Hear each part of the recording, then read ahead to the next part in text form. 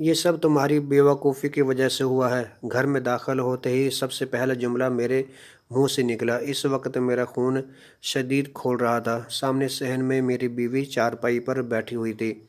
نا کیا ہو گیا ہے؟ آتے ہی مجھ پر کیوں برس رہے ہو؟ تبسم بھی تیکھے لہجے میں مجھے جواب دیا۔ ابا جی وہ گھر بھابھی کے نام کرنے کے بارے میں سوچ رہے ہیں۔ یہ کہتے ہوئے غصے سے میری آنکھیں لال ہوئی جا رہی تھی۔ ہوا کچھ یوں کہ کچھ عرصہ قبل میری بیوی اور ہمارے دونوں بچے مالا اور کیسر ہم بھی ابا جی کے مکان میں رہتے تھے۔ یہ مکان ابا جی نے اپنی جوانی میں اپنی محنت کے بل بوتے پر بنا کر دیا تھا۔ اس گھر میں میرا بڑا بھائی عابد اور اس کی بیوی اور ان کی اکلوتی بیٹی نیلم بھی رہتے تھے۔ میری بیوی تبسم ہر آئے دن بھابھی سے نوک جھوک ہو جاتی۔ بچے بھی نیلم کو تنگ کرتے۔ بھائی اور بھابھی تو بات درگزر کر جاتے، مگر ابا جی تبسم کے رویے سے آہستہ آہستہ چڑھنے لگے تھے۔ تبسم سے میں نے بات کی تو اس نے کہا کہ یہ ایک ہی ترکیب ہے کہ ابا جی دونوں بھائیوں کو الگ الگ گھر لے کے دیں گے۔ ایسا ہی ہوا۔ ایک دن تبسم یعنی میری بیوی نے ایسا فساد کھڑا کیا کہ ابا جی نے گھر الگ الگ کرنے کا فیصلہ کر لیا۔ ابا جی نے ہمیں اس گھر سے بھیجنے کا فیصلہ کیا۔ اس وقت ابا جی کے پاس اتنے پیسے تو نہ تھے کہ وہ ایک گھر اور خرید کر ہمیں دیتے، تو فیصلہ یوں طے پایا کہ ابا جی کی دکان مجھے ملے گی اور بھائی کو گھر۔ ابا جی بھی بھائی کے ساتھ ہی رہنا چاہتے تھے اور اس میں کوئی شک نہیں تھا کہ تبسم ابا جی کو کسی صورت برداشت نہ کرتی۔ ہم نے کرائے کا گھر لے لیا، مگر اب بھائی نے دکان پر کام کرنا چھوڑ دیا تھا۔ آہستہ آہستہ دکان کا کام بھی ٹھپ ہونے لگا۔ ابا جی کے بعد بھائی عابد نے دکان کو بالکل ابا جی کی طرح ہی سنبھال رکھا تھا۔ میں تو ٹھیک دکان کا منہ بھی نہ دیکھتا تھا، بس ہر مہینے اپنا حصہ لینے کے لیے پہنچ جاتا تھا۔ اب کاروبار میں وہ بات نہ رہی تھی، بس گزارا ہی ہو رہا تھا، وہ بھی بڑی مشکل سے۔ مکان اور دکان کاغذوں میں اب تک ابا جی کے نام پر رہی تھی۔ ایک دن اچانک بھائی عابد کو دل کا دورہ پڑا اور وہ اللہ کو پیارے ہو گئے۔ اب بھابھی اور نیلم کا سہارا ابا جی ہی تھے۔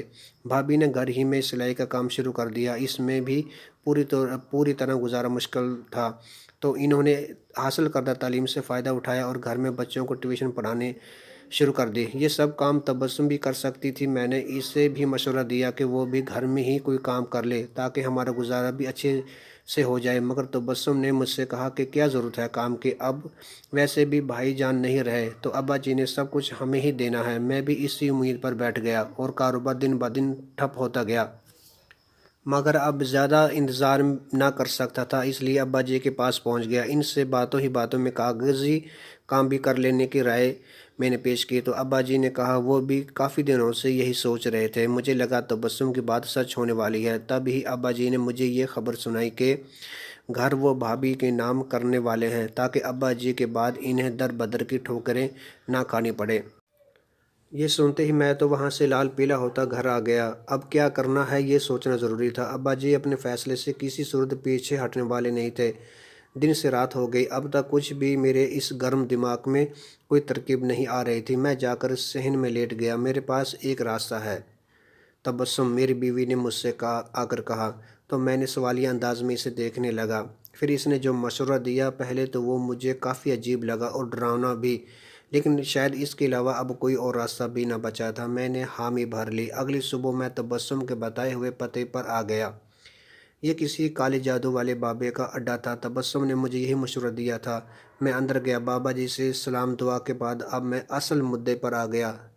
تو کیا ان کو مروانا ہے؟ بابا جی نے مجھ سے سوال کیا۔ مجھے نہیں معلوم اس وقت میرے دماغ میں کون سا بھوت سوار تھا۔ میں نے حامی بھر لی۔ بابا جی نے مجھے ایک سیب دیا اور کہا کہ جس گھر کے لوگوں کو مروانا ہے اس میں سے کسی ایک کو یہ سیب کھلا دو، بس کام بن جائے گا۔ سب سے آسان کام تو سیب نیلم کو کھلانا تھا۔ وہ بچی تھی، باتوں میں بہلا پھسلا کر یہ کام آسانی سے کیا جا سکتا تھا۔ میں پہلے اپنے گھر آیا، کھانا کھا کر اس کے بعد مجھے نیلم کو سیب کھلانے جانا تھا، کیونکہ اس وقت وہ اسکول میں تھی۔ میں ابھی کھانا کھا رہا تھا کہ مالا اور کیسر یعنی میرے بچے گھر میں داخل ہوئے۔ وہ نیلم کے ہی اسکول میں پڑھتے تھے، مطلب نیلم بھی اب گھر آ گئی ہوگی۔ میں تیز کھانا کھانے لگا۔ کھا کر جب میں نے دیکھا تو وہاں سیب موجود نہ تھا۔ ڈر کے مارے میرے پیروں تلے زمین ہی نکل گئی۔ کہیں خدا نہ خواستہ وہ سیب میرے گھر میں سے تو کسی نے نہیں کھا لیا۔ یہاں میں نے ایک سیب رکھا تھا، کہاں ہے وہ؟ میں ہڑبڑاتے ہوئے غصے میں چلایا۔ تبسم بھی آ کر ڈھونڈنے لگی۔ بلا آخر میری بیٹی مالا نے مجھے وہ سیب لا کر دے دیا۔ اس نے کہا کہ وہ صوفے سے نیچے گرا ہوا تھا۔ سیب کو دیکھ کر میری سانس میں سانس آئی۔ میں بڑے بڑے قدم اٹھاتا ہوا ابا جی کے گھر پہنچ گیا۔ سیب میرے ہاتھ میں ہی تھا۔ دروازے پر دستک دی تو دروازہ نیلم نے ہی کھولا۔ آج شاید میری قسمت اچھی تھی۔ میں نے نیلم سے اس کا حال چال پوچھا اور یوں ہی باتوں میں نے اسے سیب کھلا دیا۔ میں وہاں سے چلا آیا اپنے گھر۔ اب بس بابا جی کے منتر کا انتظار تھا۔ کہیں نہ کہیں دل میں یہ احساس پیدا ہو رہا تھا کہ کیا جو کچھ میں کر رہا ہوں وہ ٹھیک ہے، مگر اب تو سب سیب نیلم کھا چکی تھی۔ سورج جب ڈھلنے لگا تھا اور اس کے ساتھ ساتھ میرا دل بھی گھر میں مجھے گھٹن محسوس ہو رہی تھی۔ دل اس قدر بے قرار ہو رہا تھا کہ میں نے فیصلہ کیا کہ کیوں نہ آج رات دکان پر ہی گزار لوں۔ وہاں سے ابا جی کا گھر بھی قریب ہے۔ مجھے پتہ چل جائے گا کہ وہاں آخر کیا ہو رہا ہے، کیونکہ میں بھی نہیں جانتا تھا کہ اس سیب سے آخر کیا ہونے والا ہے۔ میں کافی دیر ابا جی کے گھر بیٹھا رہا۔ کچھ بھی معمول سے ہٹ کر مجھے محسوس نہ ہوا۔ آخرکار میں نے سونے کا فیصلہ کیا۔ میں دکان کے اندر گیا اور سو گیا۔ ابھی مجھے سوئے ہوئے زیادہ وقت نہ ہوا تھا کہ میرا فون بجنے لگا۔ یوں لگا جیسے وہ خبر آ گئی جس کا مجھے انتظار تھا۔ فون کی اسکرین پر تبسم یعنی میری بیوی کا نام لکھا تھا۔ یقیناً خبر پہلے میرے گھر پہنچائی گئی ہوگی۔ میں نے فون اٹھایا اور ساتھ ہی باہر نکل کر ابا جی کے گھر کی طرف دیکھنے لگا۔ وہاں تو سب کچھ ٹھیک ٹھاک محسوس ہو رہا تھا۔ شاید میرے گھر میں کوئی طوفان آیا ہوا تھا۔ تبسم کے منہ سے پہلا اور آخری لفظ ہمیں بچاؤ نکلا۔ میں نے نہ دکان بند کی اور نہ مجھے اس وقت کسی اور چیز کا ہوش آیا۔ میں دوڑتا ہوا اپنے گھر پہنچا۔ یہاں باہر لوگوں کی بھیڑ لگی ہوئی تھی۔ لوگوں سے پوچھا تو انہوں نے بتایا کہ اندر سے چیخو پکار کی آوازیں کافی دیر سے آ رہی ہیں، مگر اب گھر میں مکمل خاموشی چھا گئی ہے۔ مگر ہمیں اندر جاتے ہوئے ڈر لگ رہا ہے۔ میں نے ہمت کر کے اپنے پاس موجود چابی جیب سے نکالی اور دروازہ کھولا۔ گھر کا نقشہ بدل چکا تھا۔ یوں لگا جیسے کوئی طوفان اس گھر سے ہو کر گیا ہو۔ ہر چیز درم برہم تھی۔ میں کچھ آگے بڑھا تو میں نے کیسر کو خون میں لت پت پایا۔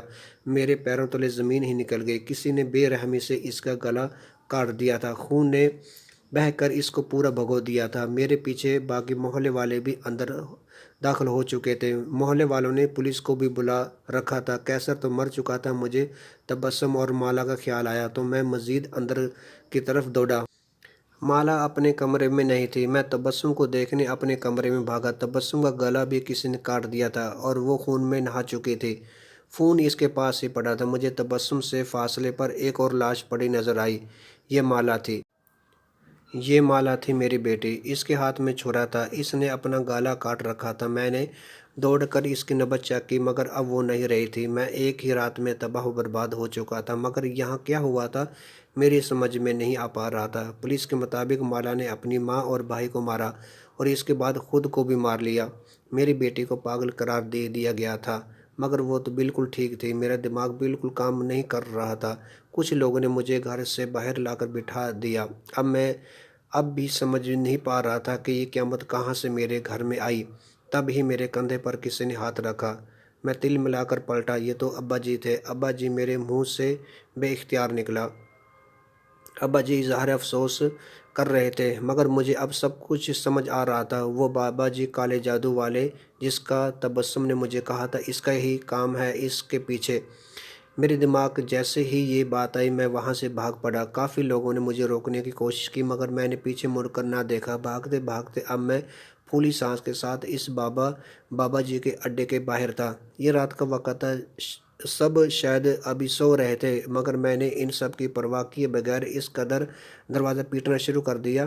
کچھ دیر بعد اس بابا کے ایک بندے نے دروازہ کھولا تو میں غصے سے اس کا پوچھتے ہوئے اندر بڑھا۔ اس شخص نے مجھے روکنے کی کوشش کی، مگر اس بابا کے کمرے میں گھس گیا اور جاتے ہی اس کا گریبان پکڑ لیا۔ وہ پہلے ہی شور سے جاگ چکا تھا۔ اب میں نے اپنے سوالات اس کے سامنے رکھے۔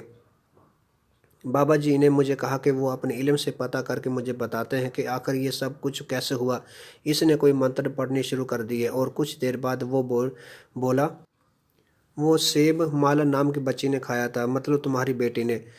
جب سیب تم سے کھو گیا تھا شاید تب اس نے اسے کھا لیا تھا۔ یہ میری نہیں تمہاری لاپرواہی کی وجہ سے ہوا ہے۔ سیب بچے نے کھانا تھا اور گھر کے باقی لوگوں کو مارنا تھا۔ اس کے بعد اس نے خود کو مار لینا تھا۔ تم نے ہی کہا تھا کہ لوگ یہ سمجھے کہ وہ بچی پاگل ہے۔